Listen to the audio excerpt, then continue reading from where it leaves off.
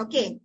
Jom kita pergi poin yang kedua. Poin yang pertama tadi adalah you kena jelas apa destinasi. Okey, apa yang you boleh dapat dalam bisnes dalam bisnes rumah masak ni lah. Okey. So sekarang ni saya nak share poin yang kedua, iaitu kesalahan yang kedua yang buatkan ramai ejen tumpas dalam bisnes network. Apa dia? Apa kesalahan yang kedua? Iaitu cara fikir yang salah. Cara fikir ataupun sudut pandang yang salah, yang tak fleksibel. Okey? Yang tak fleksibel. Sebab dia macam ni tau. You all tahu kan yang bisnes ni tentang emosi. Bisnes dia ada kaitan dengan emosi. Emosi kita positif, sale kita akan positif. Kalaulah emosi kita down, okey, kita negatif, dan sale kita pun akan negatif juga, akan rasa down juga. Tapi pernah tak kita terfikir yang emosi ni datang daripada mana? Emosi ni datang daripada sudut pandang kita ataupun cara fikir kita. Okey, contoh kalau korang tengok dekat gambar ni, ada orang dia tengok lebah, dia nampak apa? Dia nampak madu. Dia nampak madu. Okey, boleh tak bantu saya komen? Kalau korang nampak madu, apa yang korang rasa? Apa perasaan dan emosi you all? Boleh tak bantu saya korang komen? Kalau korang nampak lebah, korang nampak apa? Okey, korang nampak madu contohnya kan. Apa yang korang rasa kalau korang nampak madu, apa yang korang rasa? Emosi yang korang ada. Biasalah kita rasa bahagia, kita rasa tenang, kita rasa apa? Damai. Setuju tak? Tapi ada orang, dia nampak lebah. Okey, dia nampak lebah, tapi dia nampak apa? Dia nampak sengat. Apa pula emosi orang yang nampak sengat? Dia rasa takut. Betul? Dia rasa takut, dia rasa stres. Dia rasa menakutkan, rasa stres. You all nampak tak? Situasi yang sama, okey, situasi yang sama, isu yang sama, tetapi cara fikir yang berbeza, sudut pandang yang berbeza. Sebenarnya, cara fikir inilah yang akan menentukan apa emosi kita. Dan emosi kita akan menentukan apa tindakan kita. Dan tindakan kita akan menentukan apa result kita akan datang. Result kita menentukan apa income kita akan datang. You guys nampak tak? Sebenarnya dia tentang sudut pandang. Tentang sudut pandang. Okey, contoh. Contohnya ada orang. Okey, ni saya bagi contoh. Ada orang kata saya ni tak boleh. Saya tak boleh berjaya sebab saya lelaki. Yes, memang boleh. Memang you tak akan berjaya sebab bukan you lelaki. Okey? Sebab apa? Sebab you yang limitkan cara fikir you. Ada orang kata saya tak boleh jadi kaya sebab saya jual produk orang. Okey, nak jadi kaya kena jadi founder. Yes, memang you tak boleh kaya, tak boleh berjaya. Tapi bukan sebab you jual produk orang. Tapi sebab you yang limitkan cara fikir you. Nampak tak? Sebenarnya bisnes ni tentang cara fikir tau. Kalau you ada cara fikir yang tepat, terus terang saya kata you memang boleh grow laju. Contoh waktu di peringkat permulaan, waktu saya awal-awal dalam memasak, saya perasan apa tahu? Kebanyakan yang awal-awal dulu, waktu tu 2019, September 2019 saya join. So saya nampaklah ada yang kebanyakannya ada yang tumpas juga. Okey, antara isunya adalah dia nampak contoh untung tu sedikit. Untung sedikit. Dia kata, untung sikit lah RM2.5. Dulu RM2.5. Nampak tak? Ada orang, dia nampak RM2.5 tu. Okey, cara sudut pandang dia adalah, dia kena nampak hasil dulu, baru dia percaya boleh berjaya. Tapi ada orang, ada mentaliti lain, okey, macam saya fikir dulu, saya percaya dulu, saya percaya yang saya boleh berjaya dan baru saya baru saya boleh nampak hasil. Faham tak? Percaya ni apa? Percaya kepada founder, percaya kepada produk, percaya kepada platform, okey? Sebab tu, you kena nampak dulu ke ataupun you kena percaya dulu. Ini memang topik paling penting lah. Sebab ada orang, dia nak hasil dulu.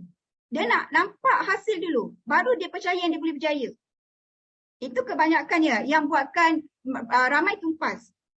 Okey? Dia nak nampak hasil 10,000 dulu, baru dia percaya dia boleh berjaya. Sekarang ni, saya bagi you all contoh.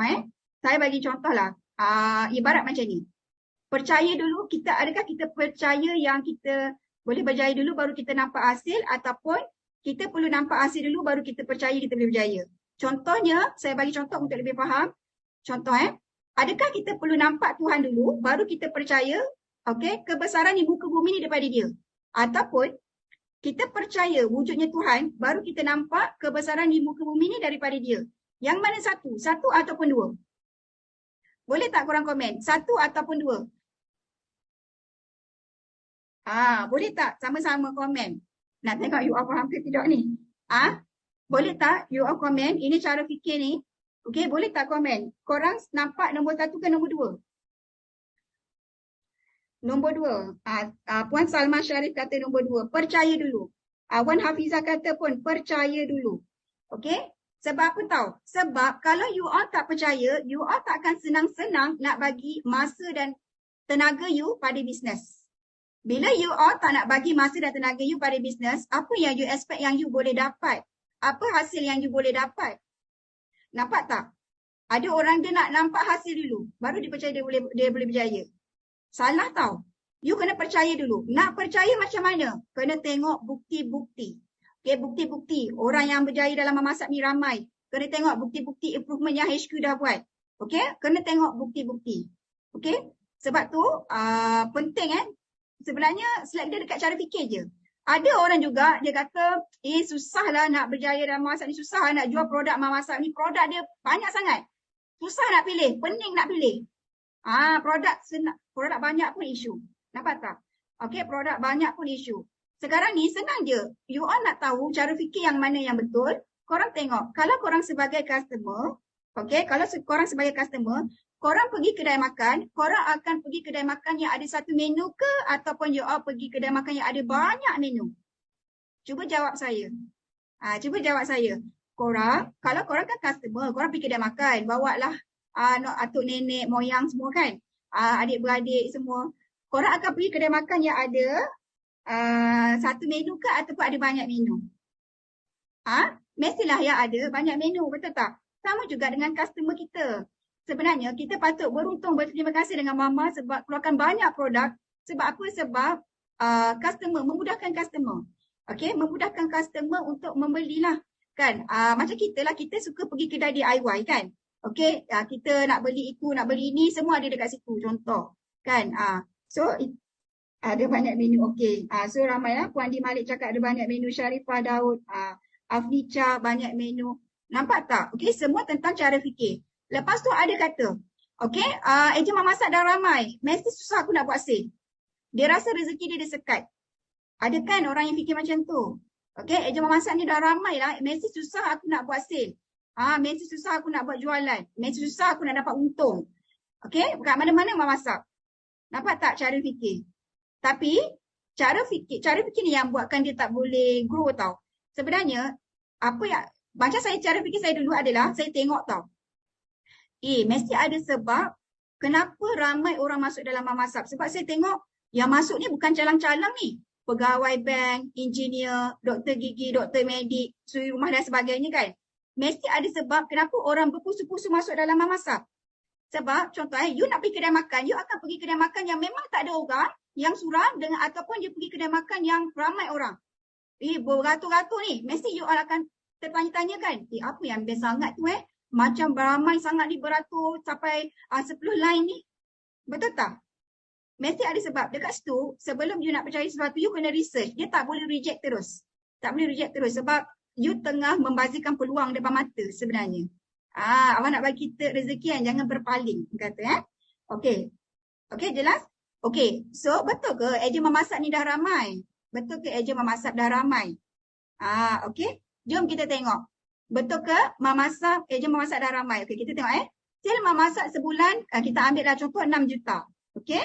Kalau kita tengok harga standard satu kek sebanyak RM40. Maksudnya, sebulan ada 150,000 item yang terjual sebulan. Kalaulah kita tengok contoh, satu customer beli 2 item. Okey? Means, sebulan kita ada 75,000 customer yang membeli dengan kita. Dan kita tengok balik, anggaran penduduk Malaysia ada berapa orang? Ada 33 juta orang. Okey. So, dewasa ada berapa orang yang membeli? Okey. Berapa? 16.5 juta. You all nampak tak? Yang membeli 75,000. Nampak tak? Berapa ramai lagi yang belum membeli? 16.5 juta tolak dengan 75,000. Sebanyak berapa lagi? 16.43 juta lagi. Means yang baru membeli adalah baru 0.5%. masih lagi ada 99.5%. Dekat celah mana sebenarnya ejen memasak yang dah ramai tu? Yang you nampak ejen memasak dah ramai tu bukan dah ramai. Diorang committed. Betul tak? You setuju? Sebenarnya, ejen memasak ni dia committed. Dia posting sana sini kan. Dia committed buat kerja dia. Sebab tu you rasa nampak ramai. Dan apa sudut pandang saya sebenarnya, bila ramai dia membantu saya buatkan iklan. Faham tak? Sebab ada tak korang dekat sini ada tak yang tiba-tiba customer you all WhatsApp korang melalui iklan orang lain. Saya rasa saya tak ada posting iklan ni. Tapi dia PM saya. Saya nampak tak sebenarnya orang lain memudahkan kita untuk kita closing juga sebenarnya. Sebab tu semua tentang cara fikir. Okay? Semua tentang cara fikir. Okay? Okay. Okay. Itu